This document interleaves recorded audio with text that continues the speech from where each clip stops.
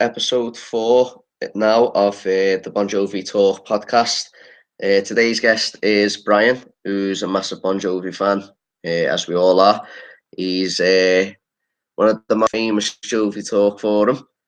And obviously I know that he's been to tons and tons of shows. So fancy introducing yourself a little bit more, Brian?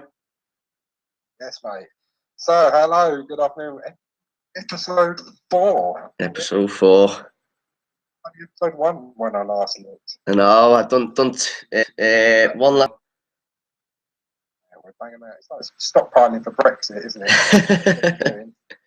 You're the equivalent of sitting in your shed with loads of tins of corned beef. So we're ready to tie us over until they come over. What was I supposed to be saying anyway? Yeah, I'm Brian, also known as Bounce 7800 or Dolph 7800. Generally being bitey and trying not to over moderate people who like arguing all day long. And yeah, I've been a fan of this lot since 94. 94 when Always come out. Wow. Great stuff. It was a long time now. I just turned 1 in 1994. So I can't remember Always being released, I must admit. Just like a fossil. It was all good. They were everywhere. So yeah, I'd vaguely heard of. I loved Always. I'd vaguely heard of Blaze of Glory, something like that. Didn't really know too much, but full tape. Oh yeah. I've still got a lot of Bon Jovi tapes in a shelf. Stuck it in my Walkman and played it to death, and that was it. These Days Come Out, which was the first proper album when I was a fan, so not a bad one to have. Definitely not. They hooked me. I went and got the lot, and a million albums, and 27 shows later, still knocking about. Did These Days get you straight away? Obviously, I like it's my all-time favorite album by anyone, but I want to obviously I don't know what the reception was from people when they first got the album. To be honest with you, did you love it straight away? Yeah, I mean, it was, given that it was the first proper Bon Jovi album that came out live when I was a fan.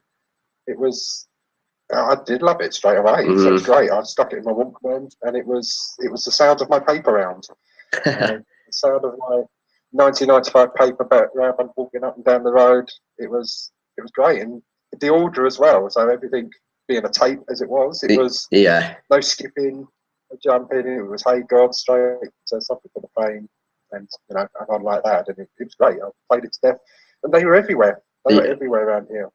Do you still love that album now? I think it's gotten off a little bit there. It still holds up. Hopefully it comes back on. It's a little bit laggy, this one, unfortunately. Maybe if I just minimize this, hopefully it'll be okay.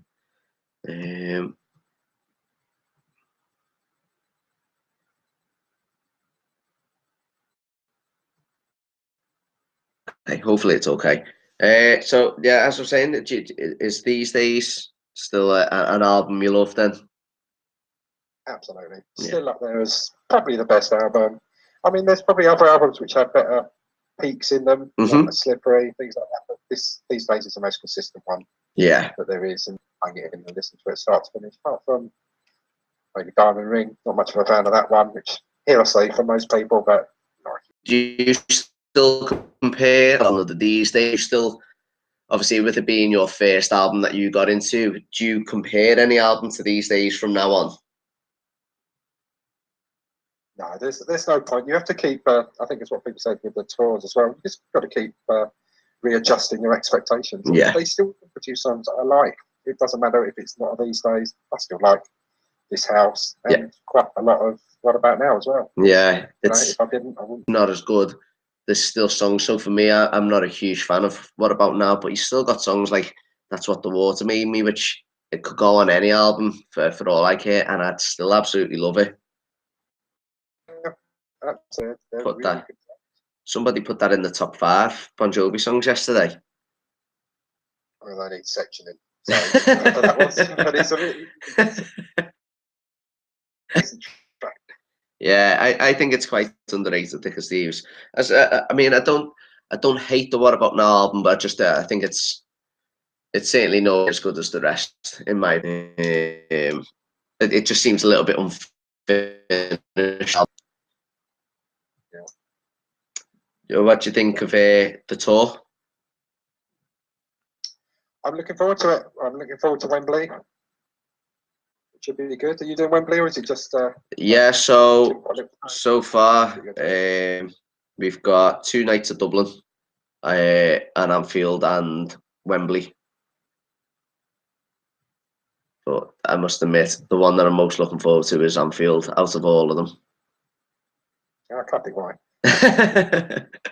It's good. I'm looking forward to Wembley a lot. It was my first Bon Jovi show back in 2000 was at Wembley, and it's taken a long time to get them back there. Yeah. Even though I'm absolutely sick of the place this season, I've been up there way too many times following Spurs up there. I've only ever been to Wembley once.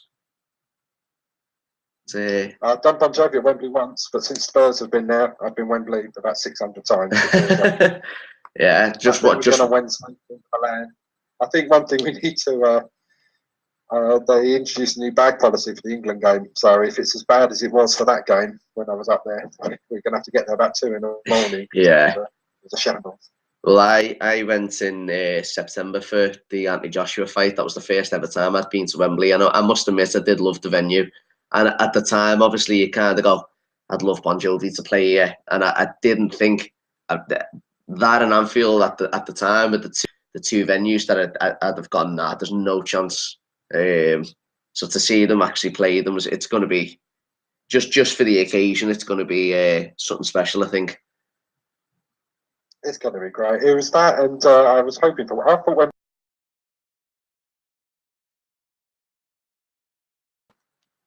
I did see a video of the new White Hart Lane over it, but it did look impressive. It looks superb. It's going to be great. So hopefully we'll have a concert there soon because it looks. See what Anfield's like the concerts as well. Yeah, I know. My sister's going to be seeing Take That. No. Take That and Pink. Yeah. Coming out. Yeah. Well, my sister's going to see Take That. They're playing before Bon Jovi, aren't they? I think they're pretty much opening Anfield, if you want to say.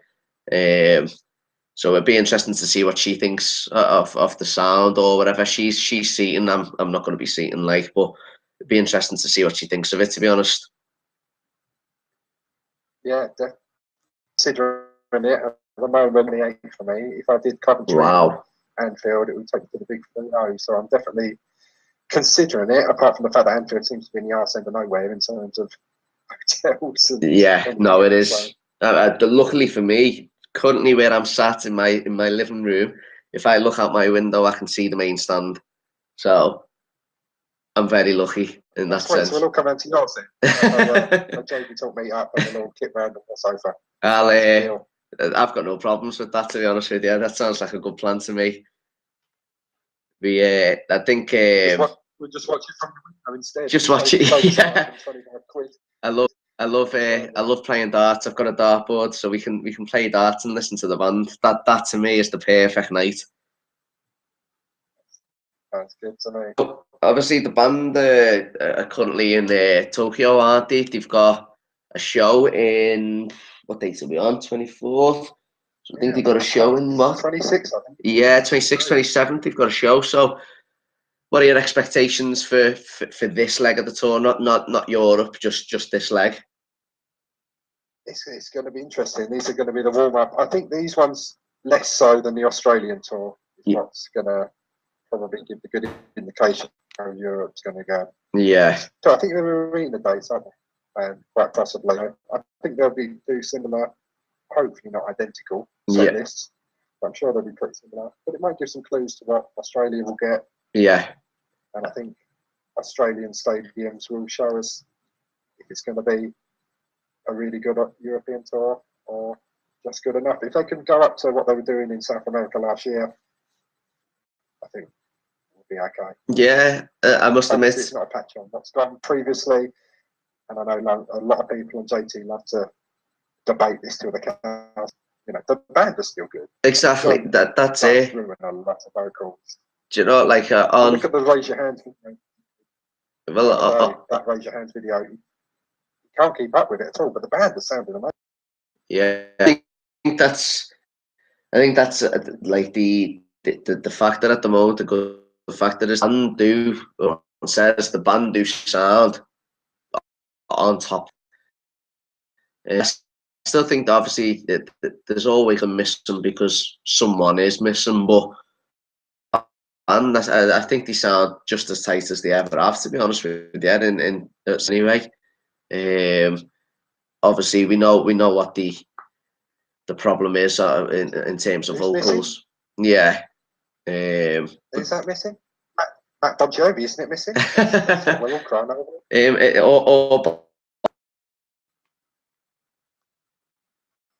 Matt especially, he's what we're all going to miss. Oh yeah, of course. Yeah, I was devastated when I got the news. But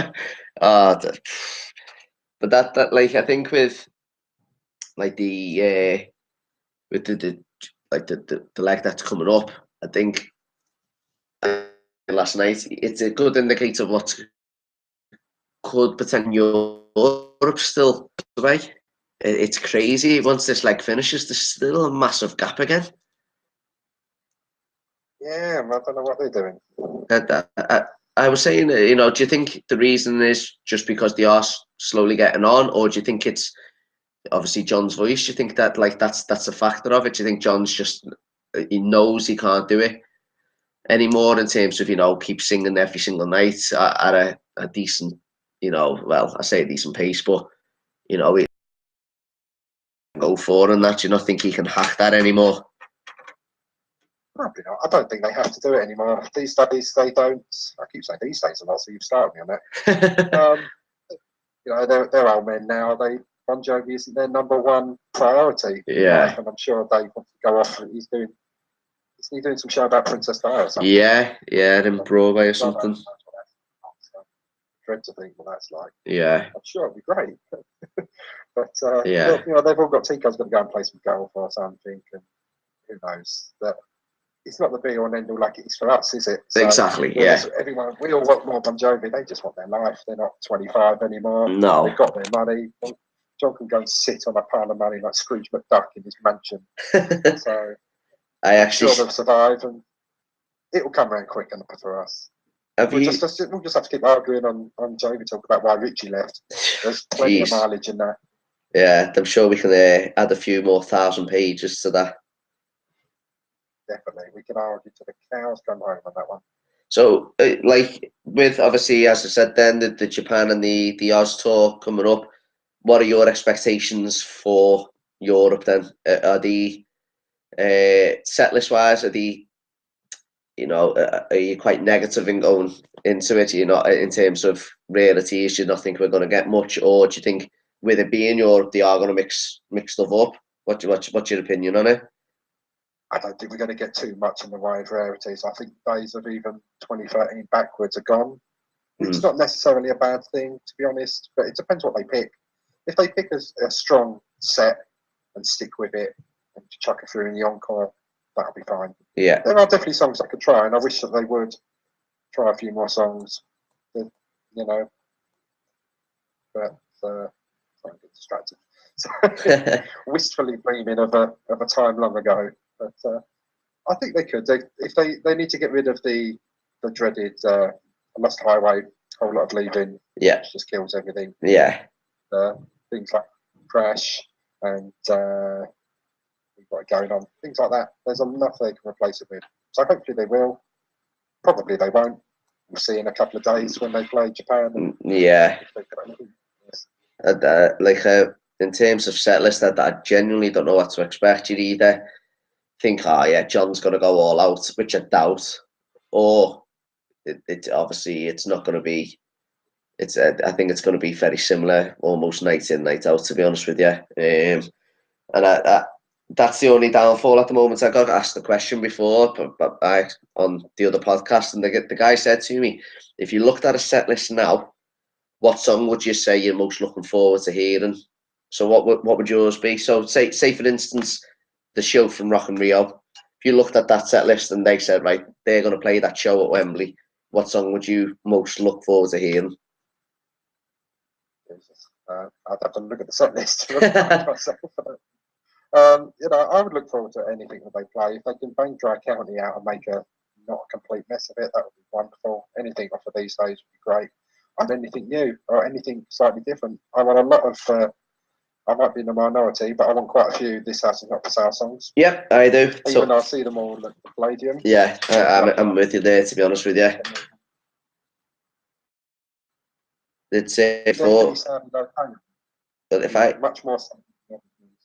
Yeah, well, if I was saying before, if This House Is Not For Sale is the song that I'm looking forward to hearing again. I think because when we heard it at the Palladium, it wasn't an opener as such. It was John came out, said a few words, then they went into it. But I think as an opener, it actually looks pretty good. So I must admit, I'm looking forward to hearing that live again, to be honest with you. If they can play Born Again tomorrow, I think that's an underrated track of the album. Yeah, I really wish that they had made that properly. Yeah, I agree with you there, to be honest with you. That's I also love the outro of that. It's got a bit of a different sound to it than the album version. But I do hope that we get just set list changes, because as I said, it doesn't have to be Hey God or Damned or something. I want to hear a couple of different songs each night would be fantastic. Yeah, they've got enough in their catalogue, and that's all. That's all we ever seem to ask for and argue, and people seem to think we're being unrealistic when we're discussing this ad nauseum online. But it really is. They've got such a varied set list, such a huge catalogue of songs. And playing night after night, Whole Lot of Leaving, Highway, Captain Crash. I mean, Captain Crash is an example of a song which actually is pretty good. And when Crash came out, I liked it. It's an easy-going song. You can wave your hands to it and everything. It's nice enough. But then you hear it every sodding night. Yeah. I went to. I'm one of these losers that had a spreadsheet of the songs I had, and I've done 27 gigs, and of those, Captain Crash was in 23 of them. Wow, really? You know, and you've got like Always in single figures and Dry County in single figures, and yet they play Captain Crash 23 out of 27. Wow. You know, it's not a bad song. Same with Who Says You Can't Go Home. But once you've heard it a million times, I mean, you can hear Living on the Prayer a million times. There's no way you can't. But there's some songs like Captain Crash, you know, you play it every night on the Crash tour, and then you just bring it out occasionally afterwards. There's so many songs that don't get played. You've got One Wild Night, you've got Say It Isn't So, you've got Thank You for Loving Me, all these songs that had videos. Yeah. So, you know, even your casual fans will know them because they've been on rotation. Yeah. When Bon Jovi got rotation on music videos, people know these songs. So there's plenty of other songs that they could definitely replace it with. Yeah, there is. There's some of them, like we asked before, then we on Twitter for some people to send questions across. So I'm gonna ask a couple here. So a guy called @Rhino14, his name's Ryan Sullivan. He said, "What counts as a rarity these days?" So what would you say counts as a rarity now? Anything pre-2000s, I think. Yeah. Yeah. Would you count these days as a rarity? Yeah, you probably would. Still count that as a rarity, yeah. It's hard to put a base on it. You've really got to, you know, change your expectations. I think even it seems like it is a different band from 2013. So it's almost new. I think we'll know what a rarity is once this Japan and Australia tour is done. Yeah. We'll know what they're sort of playing, and then we can see what's the expectation. I think he can make a good crack of this own love song with his voice, even as it is. Do you? See if he does try. But I think John has this really annoying affliction to nostalgia, which is a real shame, given he's got such a good back catalogue of songs. Yeah. He's almost ashamed of playing. There's no reason why he can't bang out In and Out of Love or something. It's not a nostalgia tour. It's something different. Yeah, and I think what they fail to do sometimes, you know, when they done the O2 saying last night, Something for the Pain was a great little, you know, medley where they do a verse and a chorus of that, and then go into something else and fill in 5 minutes of, you know, stick to your guns like they done. You know, that was acoustic. He literally talked his way through it. But do something like that again, where, you know, you get the crowd, you know, you get the diehards proper up for shows again. I think they're missing a bit of a trick with some stuff. I think even the O2, back to the O2 residency, I mean, that was it was a good time. It was a time. I did 8 of those shows. Wow. It was a long old week, plus 2 other concerts in the middle, plus a shitload of overtime for the World Cup. It was a busy time, but it was great. To go to the O2 almost every night and see an almost different show. I would say. There was definitely a missed opportunity at doing run-throughs. There was a missed opportunity at doing show at the go, all other sort of things that they could have done. But there was still a lot. I never thought I'd hear Santa Fe in my lifetime. So I'm floored to get that. Let It Rock as well. It's amazing to get that. Thank God. For me, getting Thorn in My Side, which is an amazing tune for me with that outro, I was glad to get that.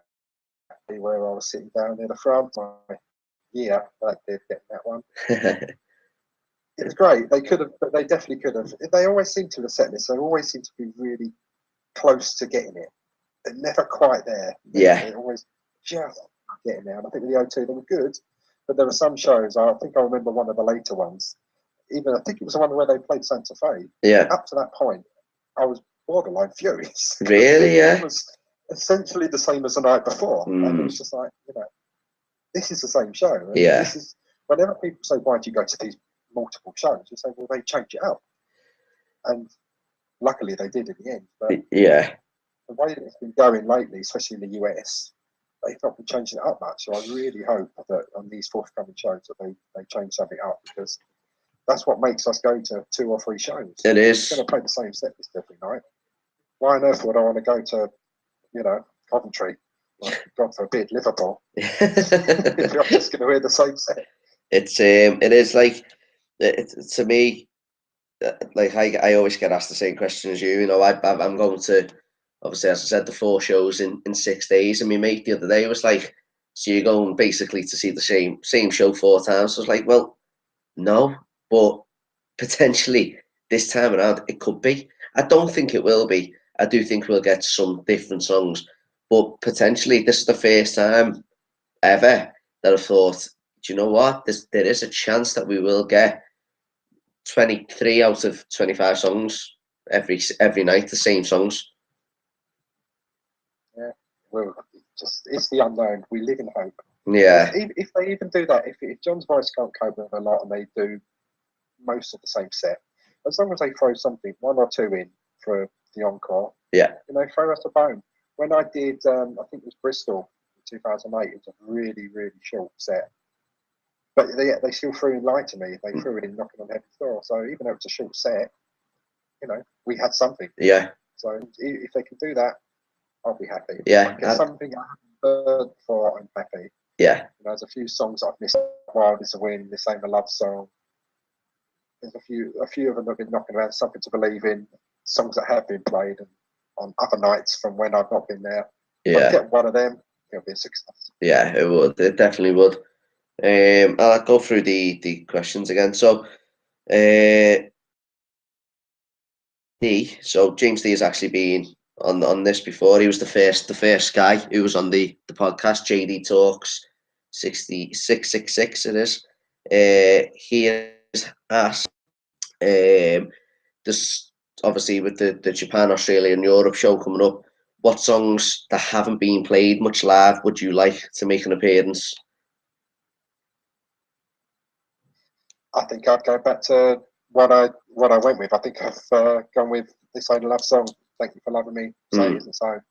I'd go with everything that's had a video, because you can tick that off. That ticks 2 boxes. It ticks a rarity for us because I haven't played Say It Isn't So for donkey's years. Yeah. And like This Ain't a Love Song, sporadic. But then you're casuals, as people call them, and you know, we don't. You know, not everyone's a diehard a fan of a band, so you need to keep all the crowd occupied, and that would tick the boxes for the for the diehard who's seen a million shows because they don't play it often. But they were big songs. You know, This Ain't Love Song was huge back in the day. That video was everywhere. Yeah. It was all over the radio. So that's going to please two sets of fans. So anything like that which has a video, I'd love them to try and revisit it, because the singles, you know, it used to be that VH1, MTV or whatever played a top 20 Bon Jovi, and you know, those songs are in rotation. People know them. They go on YouTube, you see them. So it will tick it for both of us. So they're the sort of songs that I would go for, and plus a few out of the new album. Yeah. If they bang out Born Again tomorrow, I'll be a happy chappy. Yeah, I would. I'd like to hear that again live. Oh, geez, it says Everton in this. I don't know whether he's an Everton fan, but this guy's called Weverton Aguirre. Short for Wev, it says. Well, Wev short for that, should I say. He's asked us to speak about Bon Jovi live in 2011, which is, I've got no problem speaking about that, to be honest. He's put Hyde Park, San Sebastian and Lisbon as the three shows he'd like us to speak about. So I presume you was at Hyde Park in 2011? Yeah, did Hyde Park. I think that's up there as probably as one of the best shows I've done. Yeah. It has to be said. I was not expecting much of that. It was, you know, it was hard rock calling. It was a festival. John had knackered his leg. Yeah. You know, a week or so before. The night before, 2 nights before, they'd gone up to Manchester and played a really short set for Manchester standards, because they normally get a pretty good show. Yeah. But he'd done quite a short show there. It was, to all intents and purposes, looking like it was going to be quite a short one. I went the night before. I think it was Kaiser Chiefs and Killers the night before, and it absolutely pissed down on us all day on the Friday. So we'd roll up on the Saturday and get sunburned, because you know, British summertime, that's what it does. You get hypothermia one night and sunburn the next. And it was great. It couldn't have been less to my expectations. He limped out there with his Stone Cold Steve Austin knee brace on and just absolutely nailed it from start to finish. He actually did some people like it when he does the extended songs and the sort of speeches, but he did none of this, and I actually liked it for it. Yeah. You hear it back on the soundboard, he just nails all the songs one another, and then it's just another and another. Almost let him off doing I Love This Town, because they've gone through everything else by that point. I think only Hallelujah was about the only song I'd probably swap out of that, Sick Runaway or Better Roses in. It was a pretty perfect greatest hits type set. Yeah. Yeah. Well, I was at the Manchester show instead of that one. Because obviously I was saying that, actually, speaking about this last night, I was 18 at the time, so I was still in uni, still in sixth form, if I'm not mistaken, or I was just about to leave anyway. So I didn't have a job. I didn't really have money to travel to London and stay the night and you know, do whatever else you need to do in London. So I went to the Manchester show, where it's easy to get a lift and picked up by my dad.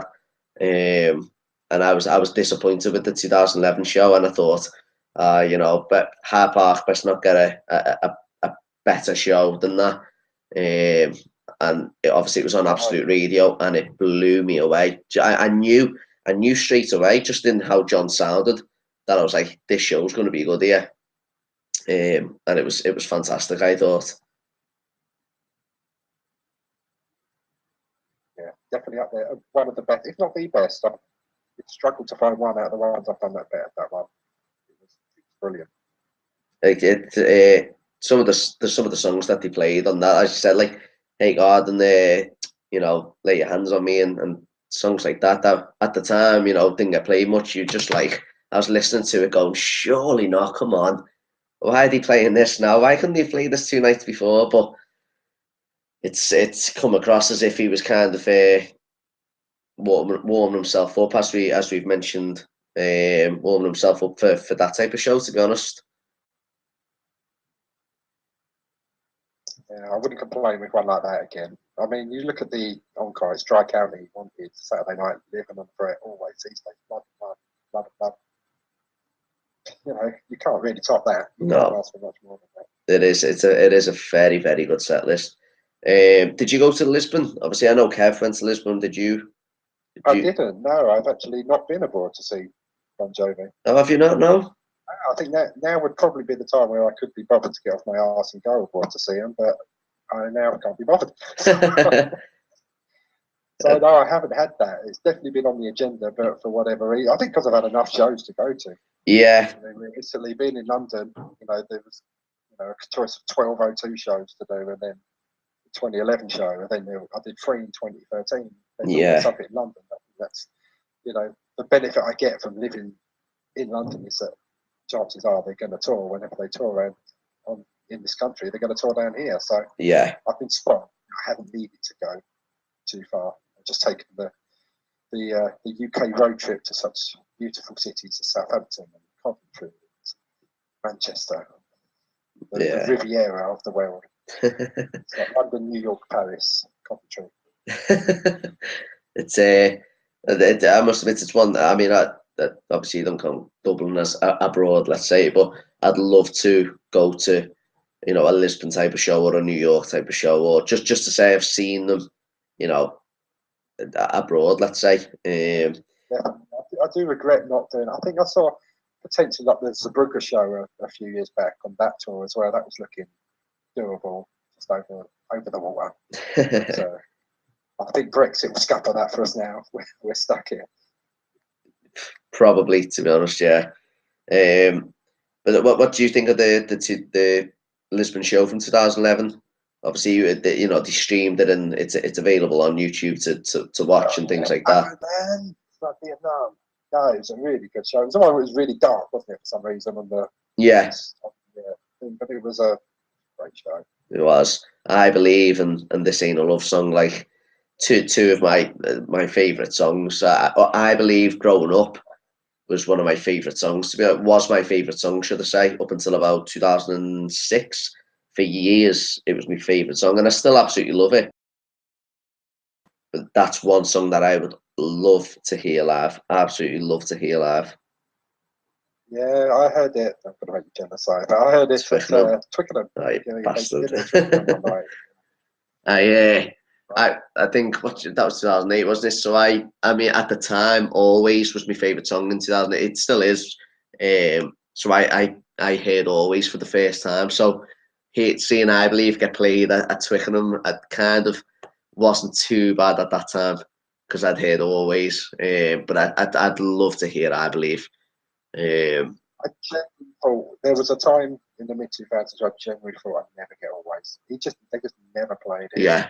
And then when they did, I think I did the first night at Milton Keynes on the Have a Nice Day tour, and on the next night following the play-by-play, they played Always. I could have put my foot through the screen, but it turns out it was this Left Feels Right version, so it was all good in the end. But they brought it back, and it was sounding great on it. Yeah, and tolerable up to 2013 as well.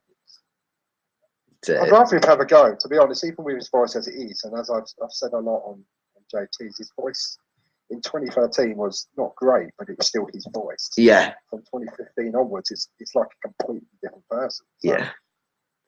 It's weird, but I'd rather him try. Yeah, I would. And it's not like what they are playing. They're doing that great on. I mean, Bad Medicine and Raise Your Hand sound shocking. Yeah. Still playing them. So. Yeah. And as I said before, stadium, it doesn't matter as much. It's so echoey. Wembley sounds acoustics are appalling at the best of times anyway, so it's not going to make as much of a difference. Get a decent mix in there, you'll barely hear him. Yeah. Try. Good. We'll sing it for you. But as I said, I'd like, to bring back, like the acoustic sound, like the Santa Fe's and the Something for the Pain that we spoke about before. I'd love them to do songs like that where, he's not having to belt it out and he's not having to, look like he's constipated or whatever. I'd love him to just play them type of songs just a couple of times. I'm sure it would go down like a lead balloon in a stadium, but again, you got to think of the diehards as well, and cater for them. If they do it in the middle of the stadium, you do an acoustic set, it doesn't matter what song you play. You can play a random song, something like Without Love or something, Stick to Your Guns. It's a complete rarity. People will love it because you're in the crowd. Yeah. It's something different. It's not a USP, even if they don't know the song. Yeah. They get to scream and be close to John or whatever, that sort of thing. It serves a purpose. They can sell it. They can do any song. They just need to sell it. And There's no reason why they can't bang any song they like in an acoustic set. It gives John a little break. He gets to have a sit down. Yeah. Sing something slow and less taxing for a bit, and we get to hear something different. Yeah, exactly. I agree with you there. I think when I did Wembley 2000, they did Runaway acoustically. It went down like a bag of sick with me, but I think I'd appreciate that more these days. Yeah, I think I do think they just missed the boat on a couple of things. Bon Jovi, don't they? It's almost like the behind on like, you know, sticking with not sticking with the times as such, but sticking with the fan base. You know what the fan base wants. Because as we said, there was a time, don't know if you remember on JoviTalk, where a lot of us were convinced that the band would kind of reading the message boards, because we'd ask for a song and the next night it'd get played out the blue. But that kind of surprise. If I was them, Jesus, I have to read some of the shit that I have to read and moderate. I wouldn't wish that on anyone. Yeah, I envy you. I'm very jealous. No wonder he had a breakdown. That's a good point. Yeah, I'm sure he's not too happy with what's getting said on that forum.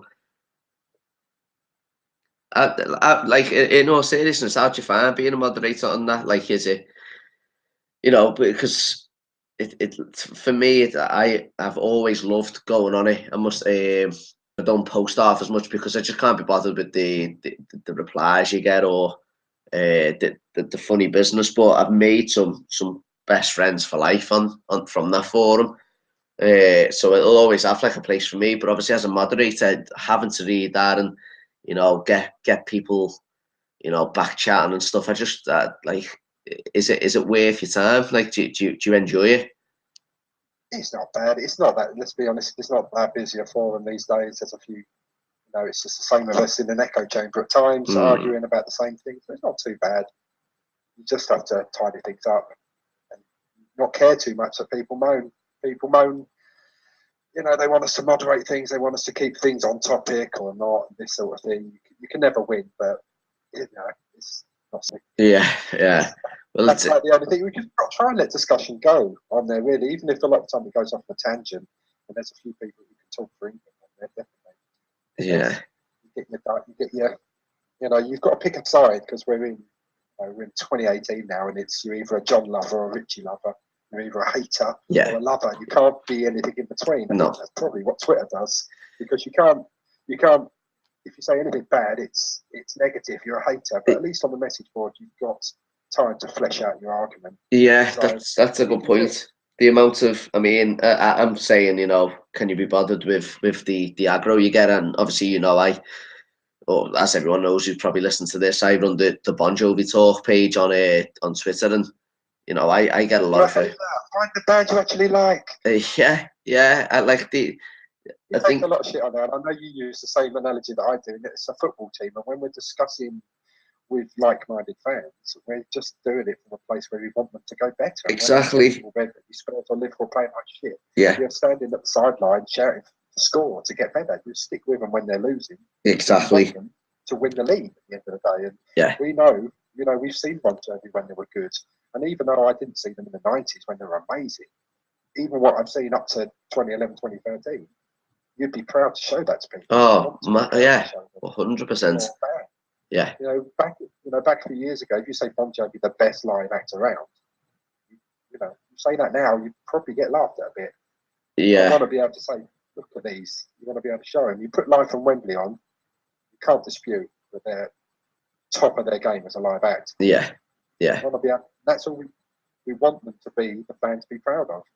And like as you said before, you know, you kind of don't compare to 95 and, you know, or even, you know, 2011, because, you know, you take it as it comes. But I think that's what people don't get. It's not so much you're comparing, it's just what's happened to that same band. There's a difference, you know. I'd love, as we say, the football analogy, I'd love Liverpool to be like we were in the 70s, but time moves on, teams move on, players move on, managers, whatever. And I think Liverpool fans say time moves on. It's like I think it is, though. It's the same, like a, you know, analogy with, as you said, with your favorite band. You know, why is it any difference? Why do you get more abuse? Why is it not at a, you know, if I put, you know, Salah was shit today, I'd get still in the past. Here we go. Suarez is still there. one day he'll come back. No, you get, you know, no abuse, and you kind of get people agreeing. But if I said, for instance, you know, John sounds like a bag of shit on that, Jesus Christ, the amount of abuse I get, and you know, yeah, I probably don't need to say it, but Twitter's there to voice your opinion, the forum's there to voice your opinion. I don't get why, as you said, there's no like middle ground anymore. It's almost like there's no discussion, even though it's made for discussion. Yeah, I think the thing is, he can still sound like shit, and you can still enjoy it. Yeah, yeah. You know, there's no hard. It's a completely different band to what it was, and it's never going to even reach the peaks of even 2011. Yeah. But I can still go and enjoy it because at the end of the day, it's my favourite band playing my favourite songs Exactly in my hometown, which doesn't happen that often these days. So yeah. These days, ding again. Like a vocal tick, isn't it? You can't help but say it once you start. Like, you know, what's funny is that, you know, so obviously since I said that I'm going to 4 shows, I've had no abuse from anyone, and you can't. It's almost as if, oh no, he's a fan again. No, I'm still the same fan I was, 18 years ago when I started becoming a fan. I just think they're a bit different now, and I'm just voicing, you know, an opinion, and you know, that's kind of what, as I said, you know, things like Twitter and forums are made for. Yeah, I think Twitter possibly less so because it's out and open to the whole world. So Yeah. you know, there's at least on like a message board, you're in a closed shop of other fans, so at least people know where you're coming from. Twitter can be great, and I've seen some. You know, I've had some great stuff on Twitter. I've got tickets up on Twitter, and you know, swapsies and meetups. Yeah, it's a great thing. As for discussions these days, it's yeah. The same, to be honest, I got my stick on it, and you're almost a panto villain at times. But yeah. you know, it's not wrong. No, We don't want them to. It's not that you're not going to go and see them. Exactly. Yeah. You see how good they can be. If you can't get that voice back, well, at least you can put an effort in with a better set list. Yeah. Exactly. Yeah. You know, That's all we ask. Put the effort in. We'll appreciate it. Look how everyone appreciated Rock and Rio and things like that. His voice was still right, but he put the effort in. You run around, he put a good set list, and it's an energetic show, and that's all we can ask for. Yeah. And I must admit, you know, before the Rock and Rio show, I got up for that, and I must admit, I just got up just because it was Bon Jovi playing. Like I kind of make it a bit of a routine when they do. I just think, no, I'll get up, see what it's like. I had no expectation for that show whatsoever because I wasn't enjoying anything prior to that. And I remember getting up, and I think it was just before Lay Your Hands on Me, and I'd seen John moving around the stage. I was like, what the fuck's going on here? And then all of a sudden, he was like a madman again, running around, and we hadn't seen that, had we, beforehand for the first leg of the tour. And that kind of gave him a bit of spark, I think, that show, just to go out there and enjoy himself, because he just needs to have a bit of fun, I think.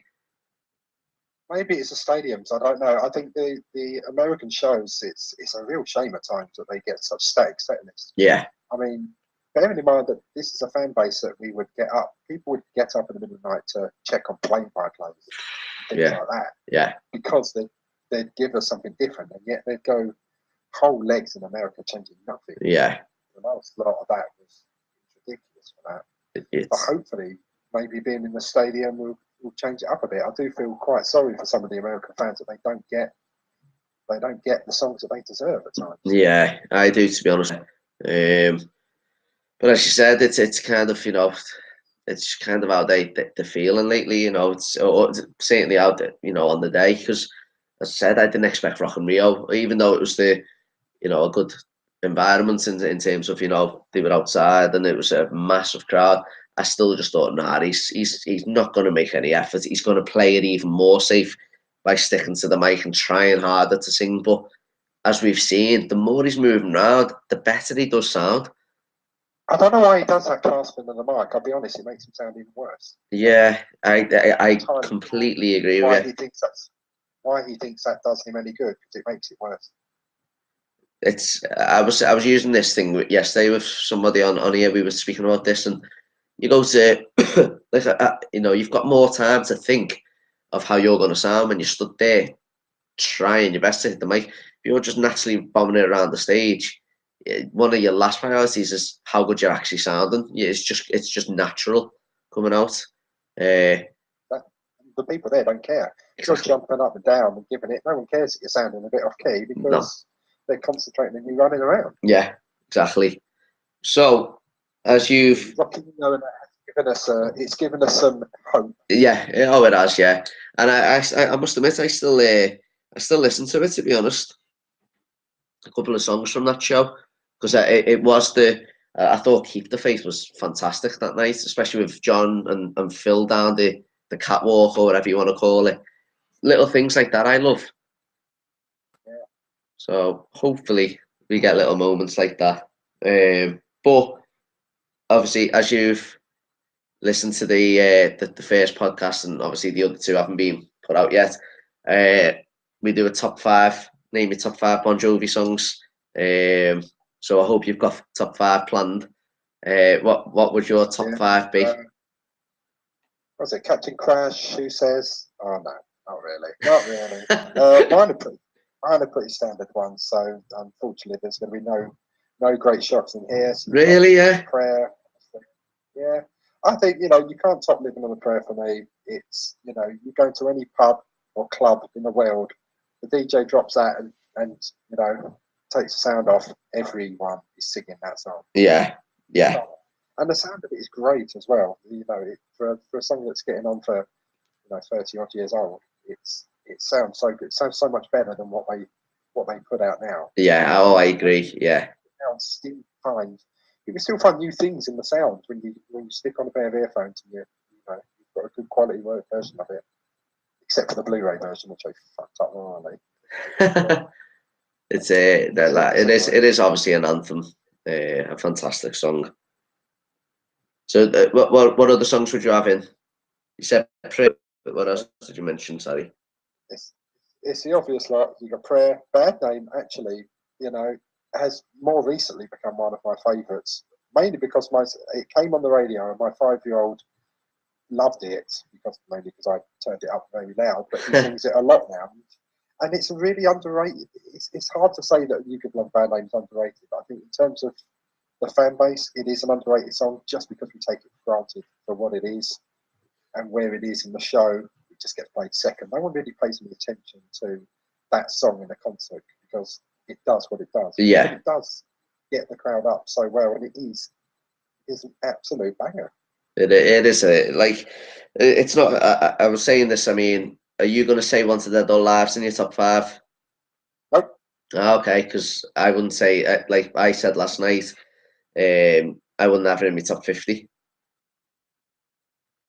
Yeah, I probably wouldn't go that far, but yeah, it's not. It's a great song, and it's a great moment in it. At least it used to be a great moment when we've got John and Richie putting their guitars up. Yeah. But yeah, same for me. It's not one of the pillars. You've got Prayer, Bad Name, Always.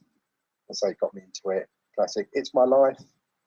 It's ignoring what went afterwards. It's my life mainly because it takes me back to a time where, again, that was the next album after These Days. Yeah. So I had to join in as a fan. I had 5 years off, because there wasn't an album by Destination anywhere. So when It's My Life come back and it was everywhere, it was great. I was just started a new job, which I'm still at now. So it's sort of tied in well with that. Yeah. I was at uni. I was back in the days where buying CDs was something I did a lot, and I must have bought that CD about 1 million times. So about 30 different promo albums and foreign versions and all sorts, you name it. That song on the radio, you'd hear it on like Capitol and things like that, and it's just great. You stick the Dave Bascombe mix of that song on, it is a tune. Well, somebody who had done that game, Always, It's My Life, and I'll finish off a dry counter. So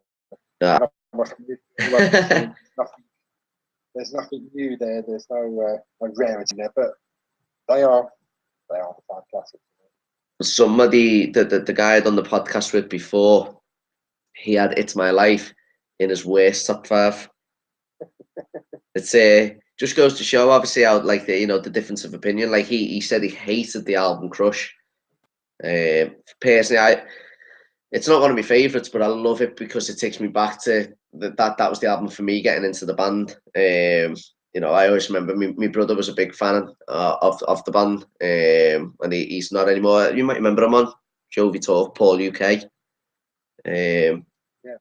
That like he was a huge fan of the band, that Paul. But I always remember walking into his room and he had like Two Story Town on. I remember John swearing at the age of 7. I was mortified. I was like, oh my God, I can't listen to this album. My mum and dad aren't going to let me listen to this album. And it takes me back to like memories like that, just small little bits. I'd like it. I probably like Crush a bit more as well because I lived through it. Yeah. You know, again, it came out. It's only in retrospect that you look back at it and go, it's maybe not as strong in places. And there's definitely a few weak points on it, but you know, it come out. I was well into the band. I was still at the school, so you almost take a side with your band. So you know, everyone knew I was a Bon Jovi fan. So Yeah. coming out to everyone, you're getting it on the school sound system and things like this. And you know, I had my first concert at Wembley with a band. You know, so it has good memories. Yeah. So probably now, you know, if I hadn't and I was looking back at it and play, going, maybe not. Yeah, exactly. Yeah. Like with 700-800, you know, a lot of people don't like the album, but if you actually lived through that album, bought it, were a fan of it at the time, Yeah. especially given that they weren't a huge mega band that they are now, you'd probably have more fonder memories for it, and that's probably why I don't mind Crush, and I certainly don't mind the tour. Although when you're looking at it now, you think probably weren't that good. Yeah. In comparison. Yeah. But the memories attached to it means it's up with me, and I love It's My Life. I went to see him on TGI Fridays when they performed it, and trying to see him at like CD UK and Top of the Pops. They were doing all the promos, so I was trying to follow him around doing that. It was a good time. Yeah. So, I do miss I miss things like that. It got played a lot for me, so it still hasn't got worn out, despite I must have played that song about 1 million times that year. Ridiculous. It's still, as you said, very similar to Prayer. Obviously, it's still an absolute anthem.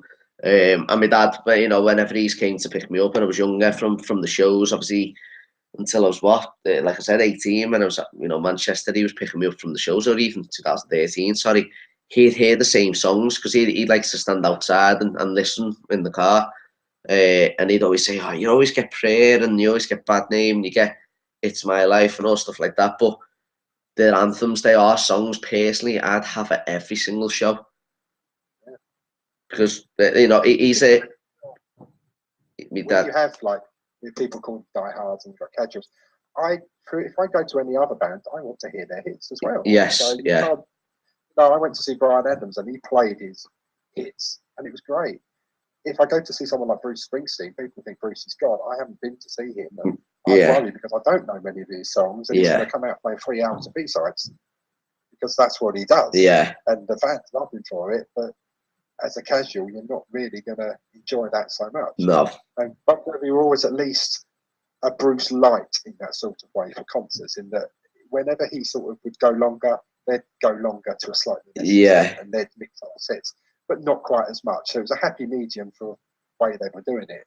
He was almost trying to keep up with Springsteen, but he was still doing enough to keep everyone interested. Yeah, it's like anything else. Obviously, that's what I was saying with Bon Jovi. You know, I think they do get the right balance at times. You know, where you know, you went to the O2 shows and they still played all them songs and then threw in a ton of other songs, and they catered for both audiences, and that's where all the things and the diehards are getting the Santa Fe's and the you know the Haygards and the Something to Believe In's and Let It Rock, etc. But what I was saying to my dad was, you know, when you hear them songs, my dad's a massive David Bowie fan, and I think for somebody who's seen Bowie so many times and, you know, likes the idea of different songs, Bowie never had, as big as he was, he never had an anthem like Living on a Prayer or It's My Life, if that makes sense, for a show. You know, there's no song to belt out like there is with Living on a Prayer, or, you know, there's no song that gets the crowd wild like It's My Life does when the talk box starts, and, you know, things like that. I think obviously it's just different bands, different tastes, I guess. Yeah. It's my top five's a bit lackluster for most, I'm afraid. But I think if there was going to be a shock in there, to put a more something like Thorn in My Side, if it had the live outro, if it had the guitar solo that they did live in the studio track, I'd bang that in my top 5. Yeah. So there's a slight difference, the norm, but I think that's it's not much of a song itself, but it just, for whatever reason, stuck a chord. Yeah. They played it with that red guitar, and they did the dueling solo at the end.